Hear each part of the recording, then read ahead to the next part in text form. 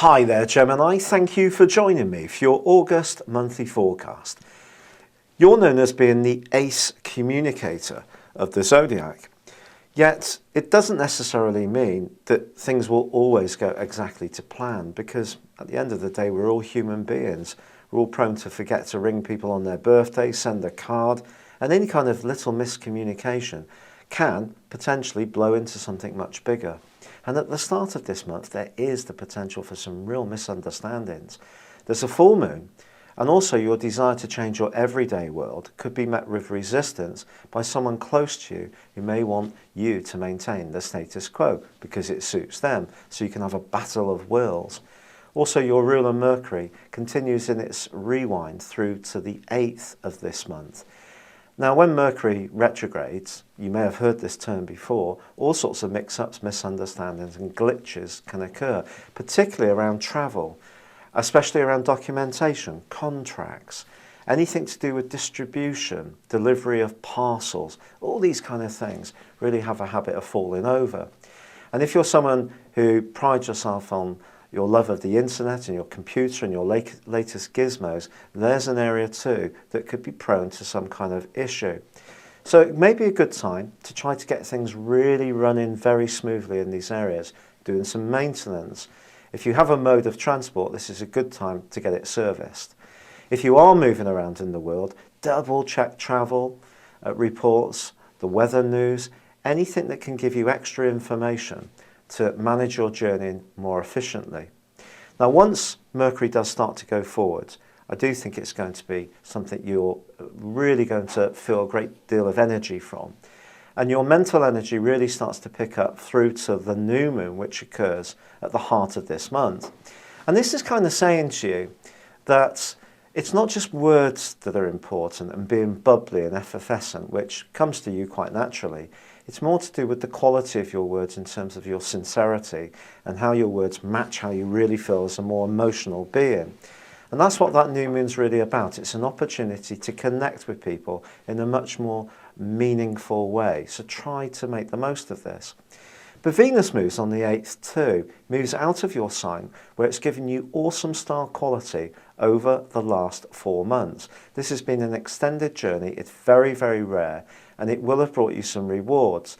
Now, you may not be actually able to see what those rewards are at the moment, but if you're a creative person, you may have got something in train which is not quite showing itself at the moment.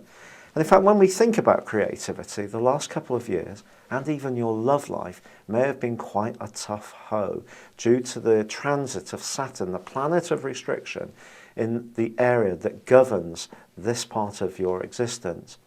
Now, this month, Mars is going to move in close to Saturn and then go beyond it, and Mars can really help you to be much more focused, to have much more fire in your approach to dealing with these areas. So if you've got talents that you feel just aren't going anywhere, this is your time to really make things move, be much more proactive.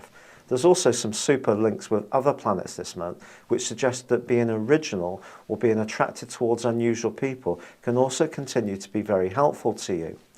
Now, when Venus moves into what's known as your second solar house, I do feel it could trigger an improvement in your finances, and this could happen quite quickly, but the temptation to splash money quite quickly could be there too. It also forges a beautiful link with Neptune. One of the wonderful things about this is that someone could give you a gift because of your past generosity. Some good karma can come back to you in the week after Venus moves. Now then, on the 23rd of this month, the sun does move out of the upbeat, bright and buzzy and zesty part of your scope into one which is much more to do with your home life. But it also goes immediately opposite Neptune, which is governing the part of your scope to do with your worldly interaction. And it's saying to you, you need to be utterly realistic about the way people see you. If you're a bit too sentimental about things, a bit too inward looking, a bit too subjective, if you're a bit too much of a navel gazer towards the end of this month, it's not going to be good for you. However, Mars does move, and it moves into an area which can help you to work very, very hard in the dying embers of August, if you like, and to be very proactive. And the two things, the sun moving into your area of comforts, home, emotions, and Mars moving, suggests it wouldn't be a surprise if you were making some changes to where you live. Could be moving altogether, could be some very important do-it-yourself activity. Now, from a romantic viewpoint, Venus moving on the 8th, it goes into a very sensual area. Your communication sector is working very well up until the 22nd to make the two work together. But in the last week of this month, I want you to always be conscious of your emotional antenna. If a sixth sense tells you that something's not right with someone you like, listen to it. Thank you for joining me. Good luck and goodbye for now.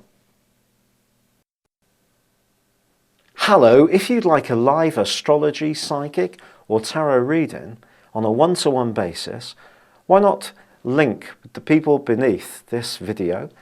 Put this link in your browser, and this is my team of psychics. Your live reading starts at a very competitive rate, and also if you do have a reading and you're just not totally happy with it, we'll give you your money back. You can't really say fairer than that. Thank you.